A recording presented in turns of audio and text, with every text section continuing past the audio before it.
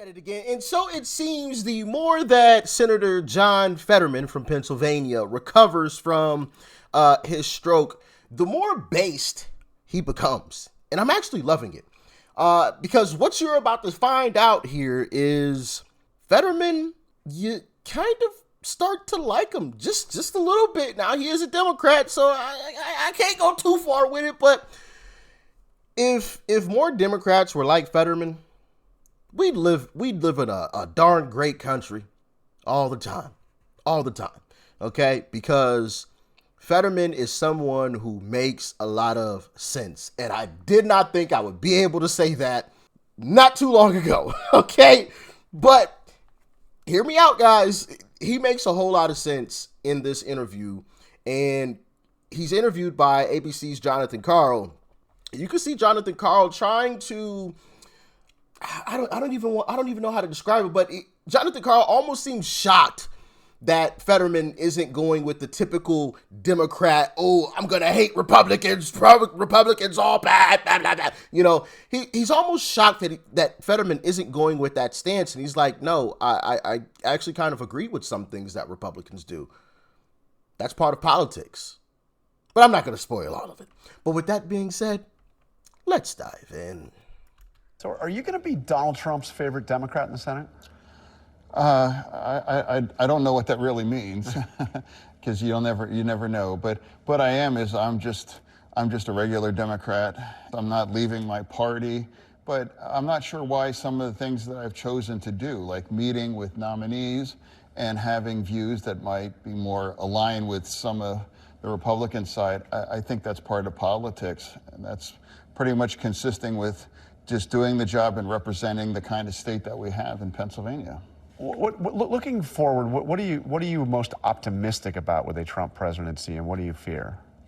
Well, it's like I've been warning people, like, you got to chill out. You know, like the constant, freak out. It's not helpful.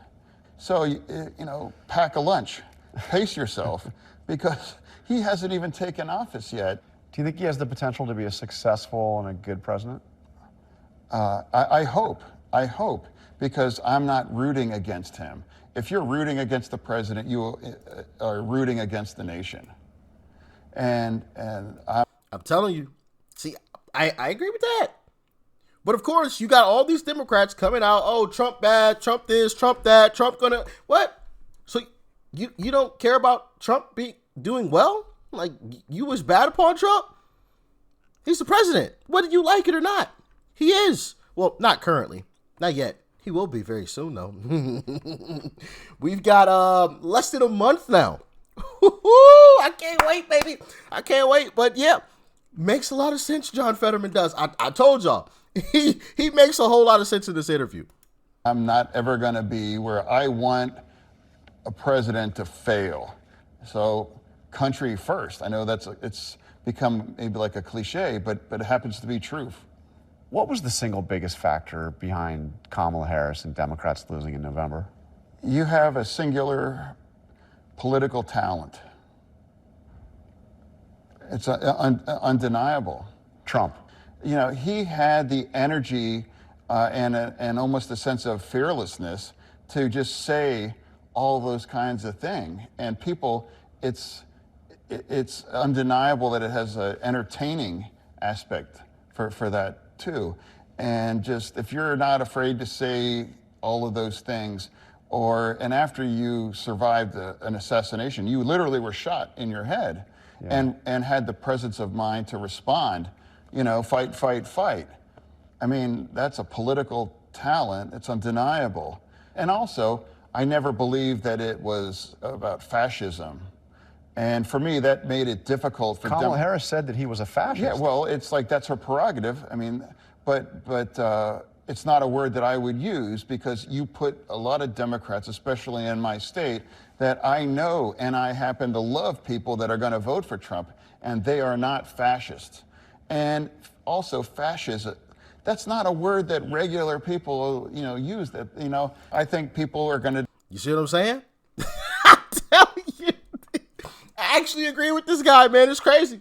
It really is. It's some wild stuff, man. Decide who is the candidate that's going to protect and project, my version of the American way of life? And that's what happened. I talked to a lot of Democrats before the election who were saying, we're going to win, Harris is going to win in Pennsylvania. But you saw this coming. If you live in Pennsylvania and you spend time in Red County, Pennsylvania, as much as I did, the support's astonishing. I mean, I was driving home from Indiana County at 9 o'clock, and there was a Trump superstore on the side of a road.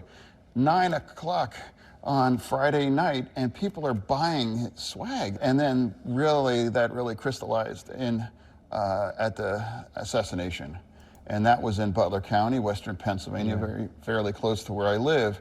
And the day or two later, you start seeing people wearing shirts with that iconic picture, and the energy and the anger, and it's like, wow, I really thought, in fact, I thought that might be ball game, and then the second thing really, and that's when Musk and I. We're in the business. Surrogacy is part of it, and sometimes it really has much of an impact. But I knew that was going to be a special one, and the endorsement by Elon Musk. Yeah. Well, an endorsement and an active one, and I'm not even talking about his checkbook. Yeah. It's rare if you have a surrogate that has a lot of fanboys, and is very compelling to a lot of the demographic that we are losing in our party and in Pennsylvania. Do you think he would have? Bro, listen, he makes so much sense. I don't agree with Elon Musk having fanboys, whatever that is, but Elon Musk does have, a finger on the pulse of the nation. He really does. And obviously, he is the owner of X, formerly known as Twitter. So he has a major megaphone that he can use and wield at whenever he wants to, right? And I feel like Elon Musk politically is more in line with a lot of people in the nation than a Kamala Harris is, right? Or a lot of these folks a lot of these elected officials in the Democrat Party. Elon Musk is more in line with them, and it shows. It shows 1,000%. So yeah, I mean, this guy's making so much sense, man. It's crazy. One without Elon Musk? Well, I'm not sure if we would have lost Bob Casey, but I do think Trump, it would have been closer. I really believe that it mattered. We lost Bob Casey for 15,000 votes. And I'm sure he did move the needle. It's undeniable. How would you grade the Trump transition? Well, I mean, it's not really a grade, but I'm saying this as a Democrat. It's like I clearly, after he announced Gates, and I'm like, that's just, I described that. That's God tier trolling. I mean, that was never serious. And anyone here in Congress knows that he's despised by Republicans too. So that also set the stage, and here's what's coming. And now I have met with all of them so far, and the ones that we haven't. His nominees. They're on the schedule back in January. You met with Pete Hegseth? I did, yeah. You think he's qualified to be defense secretary? Well, I think we're going to learn more. We're going to learn more. And that hearing, and there's going to be an FBI background and that. But, my commitment, and I think I'm doing the job, is I'm going to sit down and have a conversation. And the president picked these people, not going to be my first choice, second choice, third choice. But that's democracy. And to me, it would be distressing if he is confirmed, if the Democrats are going to turn our back collectively to the leader of the defense. That's astonishing, and that's dangerous. So you see yourself in... But that's where your party is, unfortunately, Fetterman. See, Fetterman is a Democrat that makes sense, bro. Like, he's like, bro, I'm not going to turn my back on the sitting president. Whether or not I completely agree with him on everything, yeah, of course, we're going to have disagreements, but I'm not going to turn my back on the president. I want the country to be successful. I'm also not just going to say no at anything and everything that he says just because he's a Republican. That just makes no sense. That doesn't help anybody out, simply just saying no to anything and everything. But that's where the Democrat Party is. And hey, thankfully the Democrat Party has people like Fetterman who can be a voice of common sense, which I believe a lot of what Fetterman is saying is common sense, but unfortunately common sense is no longer common.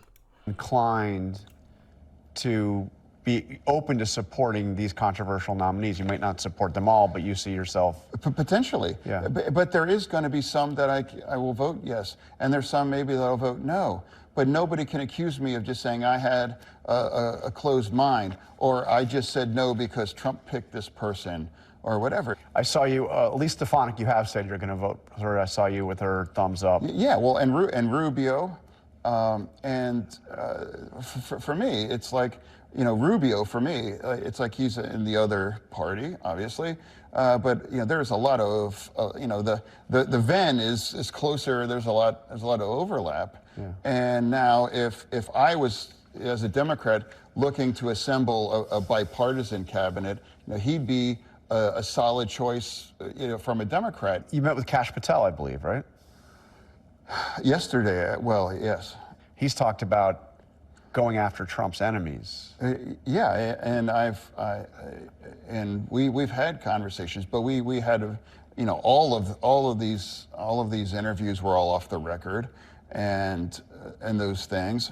So I'm not going to go into detail, but he absolutely that's never going to happen. You know, like he was very. He's not going to use the FBI to go after Trump's enemies. Like, no, that's not it. Or did you believe him? Taken. I mean, he's written a lot. Like that's what he claims. Yeah. And I found out, you know, his family's origin story and immigration, and we talked about that. And my family immigration and things. And so I learned things about him. I never knew that he was a public defender. So did you come across liking Kash Patel more than you thought you would? Thinking you could support him? It's. I mean, how much you can absorb in 30 minutes. Yeah. But I have learned things, and I have heard things, and I have no regrets for having these. I never left any of those interviews saying, "Wow, that was a waste of time," or "I regret that." Have you talked to Trump since the election? I have not. I have not. No. So he's never sat down with any of Trump's picks and thought, you know what, that was a complete waste of time. See what I'm saying? Like, I like Fetterman, man. I do. You know, I wish he would change the D to an R and change some of his policy stances, but, you know, I like Fetterman, man. He's got some common sense. He's got some common sense. You know, for a Democrat to get on national television with Jonathan Karl of ABC, who obviously, and you kind of heard it in the interview, it almost seemed as if Karl was like a little bit shocked that he wasn't just completely bashing Republicans, and he wanted him to say something negative about like Kash Patel, and he wouldn't, right? Like, bro, listen, I would have a hard time disagreeing with Fetterman on this. Like that is top tier level stuff right there. Top tier. Like I said, I wish he would change the D to an R and change some of his policy stances, but for the most part, what he was saying right there is a lot of common sense. A whole lot of common sense. No, I'm not just simply going to vote no against Trump's picks simply because Trump picked them. Like, that's foolish. No, I'm not gonna, band against Trump simply because it's Trump. That makes no sense, right? He's the sitting president. We should support him. That's common sense stuff. But of course, that's not where the Democrat Party is as a whole. The Democrat Party, oh, it's Trump, so we're gonna band against them. Oh, Trump picked this person. He recommended them. Oh, we're gonna vote against them.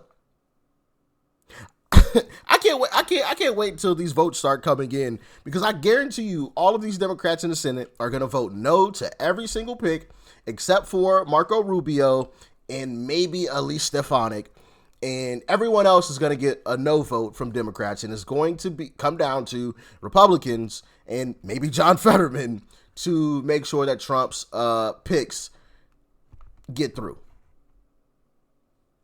Did you ever think you'd say that? John Fetterman joining with Republicans? I didn't, but hey, that's where we are today. So let me know what you think, man, because like I said, that is wild. The guy had a stroke, obviously is recovering, and it seems like he's recovering pretty well because the guy just speaks a whole lot of common sense. And actually, I made a video on this a little while back because this isn't the first time he's said things like this. He said some common sense stuff in the past like this. And I've shown you guys a little compilation video of that in a previous video. I don't even remember when that was at this point, but I'm sure some of you saw that video clip. But yeah, man, shout out to John Fetterman. Making a whole lot of sense. Peace and love. I'm out.